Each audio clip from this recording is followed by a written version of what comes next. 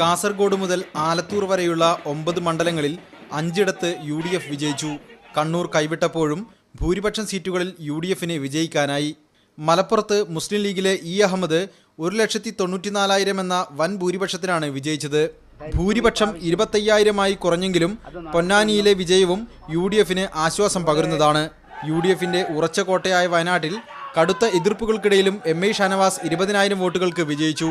3,300 വോട്ടുകൾക്ക് കേന്ദ്ര ആഭ്യന്തര സഹമന്ത്രി മുല്ലപ്പള്ളി രാമചന്ദ്രൻ വടകരയിൽ വിജയിച്ചു കയറിയതും UDFന് നേട്ടമായി. കോഴിക്കോട് മണ്ഡലത്തിൽ MK രാഘവനും UDFന്റെ വിജയക്കൊടി പാറിച്ചു. കണ്ണൂരിലും പാലക്കാടും വിജയിക്കാനായതാണ് ഇടതുമുന്നണിയുടെ എടുത്തു പറയാവുന്ന നേട്ടം. കോൺഗ്രസിലെ കരുത്തനായ നേതാവ് K സുധാകരനെ 6,566 വോട്ടുകൾക്കാണ് PK ശ്രീമതി ടീച്ചർ കണ്ണൂരിൽ മുട്ടുകുത്തിച്ചത്. പാലക്കാട് സോഷ്യലിസ്റ്റ് ജനതാ അധ്യക്ഷനും മുതിർന്ന UDF നേതാവുമായ MP വീരേന്ദ്രകുമാറിനെ 1,00,000-ലേറെ വോട്ടുകൾക്ക് MB രാജേഷ് തോൽപ്പിച്ചു. ആലത്തൂരിൽ LDFന്റെ സിറ്റിംഗ് MP PK ബിജു 32,000 വോട്ടുകൾക്ക് വിജയിച്ചു. മലബാറിൽ 2009-നേക്കാൾ ഒരു സീറ്റ് അധികം നേടാൻ UDFന് കഴിഞ്ഞെങ്കിലും വടകരയിലും കോഴിക്കോട്ടും തോറ്റത് ഇടതുമുന്നണിക്ക് ക്ഷീണമായി.